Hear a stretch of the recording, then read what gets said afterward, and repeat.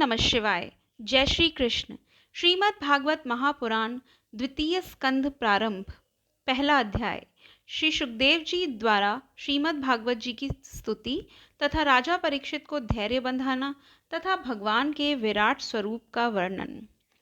अब महाराज परीक्षित ने बहुत ज़्यादा अनुनय विनय की और उनकी वजह से श्री सुखदेव जी बहुत प्रसन्न होकर बोले कि हे राजन, तुमने यह जो प्रश्न किया है कि मनुष्य को अंत समय आने पर अपने उद्धार के लिए क्या प्रयत्न करना चाहिए, यह प्रश्न बहुत ही उत्तम है।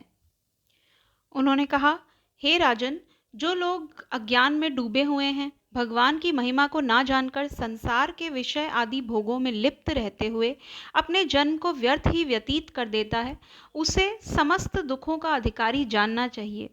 जो लोग विषयों की इच्छा रखते हैं, उन्हें कोई भी सुख नहीं मिलता। जो लोग अपने जीवन को रात में स्त्री भोग और दिन में धनोपार्जन करने के लिए बिता देते हैं और जिनको संसारिक कामों से कभी भी अवकाश नहीं मिलता, उनको चाहिए कि वे किसी भी समय थोड़ा सा श्रीहरि भजन करके अपनी मुक्ति का साधन कर लें। हे परीक्षित, तुमने भारत खंड में जन्म लिया है। जो मनुष्य इस भरत खंड में रहकर परब्रह्म परमात्मा का भजन तथा स्मरण करके वैकुंठ का सुख प्राप्त कर लेते हैं, उन्हीं का संसार में जीवन लेना सफल है।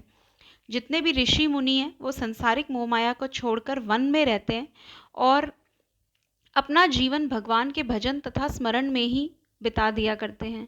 अतः हे राजन, सुनो, जिसकी मृत्यु निकट आ गई हो, उसे संसार सिंधु से पार होने के लिए भगवान श्री नारायण की सुंदर कथाओं को सुनने और स्मरण करने से अधिक उत्तम मार्ग उसके लिए कोई भी नहीं है। और अब जो संपूर्ण पुराणों में सर्वश्रेष्ठ है तथा जिसमें भगवान श्री कृष्ण चंद्र जी के चरित्रों का वर्णन है और जिसे मैंने अपने पिता श्री वेदव्यास जी से पढ़ा है, उसी श्रीमद् भागवत महापुराण को मैं तुम्हें सुनाता हूँ। और हे राजन, यदि तुम इस डर से डरे हुए हो कि तुम्हारे पास थोड़ा ही समय शेष रह गया है, तुम्हारी मृत्यु में केवल 7 दिन रह गए हैं, तो तुम उस डर को अपने मन से त्याग दो, क्योंकि तुम्हारी मृत्यु में तो अभी 7 दिन शेष हैं। अतः इस अवधि में तुम श्रीमद् भागवत की कथा को मन लगाकर सुनो। खटवांग नामक राजा ने तो केवल 2 घड़ी में ही मुक्त हो गया था, फिर तुम्हारे लिए तो 7 दिन का समय मिला है। यदि कोई प्राणी सच्चे हृदय से परलोक को सुधारना चाहता हो, तो वह केवल 2.5 घड़ी में ही सुधार सकता है। और जहाँ पे भी इस कथा का पाठ होता है, वहाँ पे संपूर्ण तीर्थ और देवता कथा सुनने के लिए आ जाते हैं और इसको श्रवण करने से जन्म जन्मांतरों के पाप नष्ट हो जाते हैं। श्री सुखदेव जी ने पूछा, राजा परीक्षित श्री सुखदेव जी के वचन सुनकर राजा परीक्षित ने पूछा, हे महामुने, राजा खटवांग ने 2 घड़ी में ही मुक्ति कैसे प्राप्त कर ली थी, वह कथा आप कृपा कर मुझे सुनाइए। तो श्री सुखदेव जी बोले, हे राजन, त्रेता युग में खटवांग नामक का एक बहुत ही बड़ा प्रतापी, बलवान, नीतिवान, धर्मवान राजा अयोध्यापुरी में हुआ। वह 7 द्वीपों का राजा था। एक बार राक्षसों ने इंद्र आदि देवताओं को संग्राम में हरा दिया और उन्हें देवलोक से निकाल दिया। उस समय वे लोग देवगुरु बृहस्पति जी के पास गए और बृहस्पति जी ने कहा कि तुम खटवांग राजा की सहायता लेकर असुरों से संग्राम करो, तभी विजय हो सकोगे। तो देवराज इंद्र तथा सभी देवता उनके पास गए और उनको अपना निवेदन, अपना मनोरथ सुनाया। तो राजा खटवांग ने उनको दंडवत किया और कहा कि मेरा शरीर बड़ा भाग्यवान है, मैं बड़ा भाग्यवान हूँ कि आपके किसी काम आ सकता हूँ।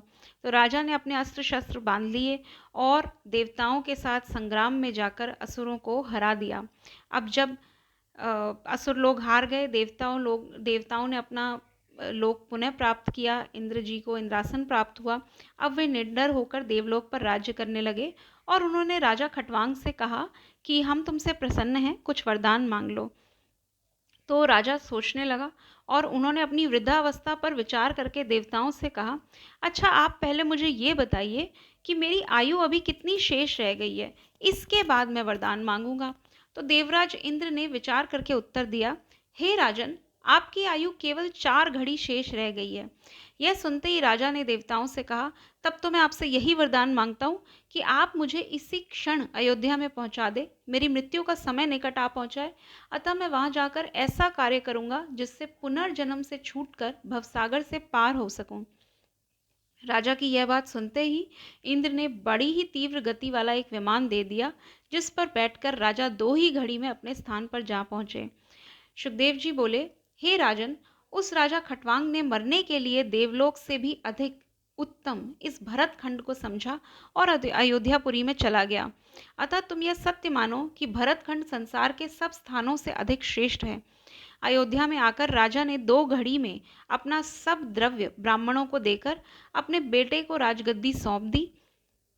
उसके बाद वह संन्यास धारण कर सरयू नदी के किनारे जाकर श्री भगवान के चरणारविंदों में ध्यान में मग्न हो गया तथा योगाभ्यास द्वारा शरीर को छोड़कर बैकुंठ धाम को गए। हे राजन, इस प्रकार उनकी मुक्ति हो गई। तो तुम्हारे पास तो 7 दिन है, ये तो बहुत अधिक है। तुम अपने मन को संसारी मोहमाया से हटाकर इंद्रियों को वशीभूत कर श्री परब्रह्म प्रभु के विराट स्वरूप का ध्यान करो। ये संपूर्ण लोक उसी में सन्निहित हैं। ऊपर के 7 लोग उस परम पुरुष के कटि प्रदेश से ऊपर का भाग और नीचे के 7 लोग नीचे का भाग समझो।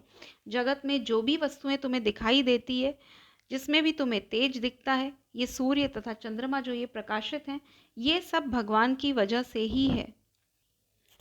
अतः तुम मन लगाकर कथा को सुनो, इससे तुम्हारी मुक्ति हो जाएगी। अब श्री सुखदेव जी के मुख से ऐसे वचन सुनकर राजा परीक्षित ने खुश होकर पूछा, हे महाराज, मैं किस प्रकार बैठकर परम प्रभु के कौन से स्वरूप का ध्यान करूं?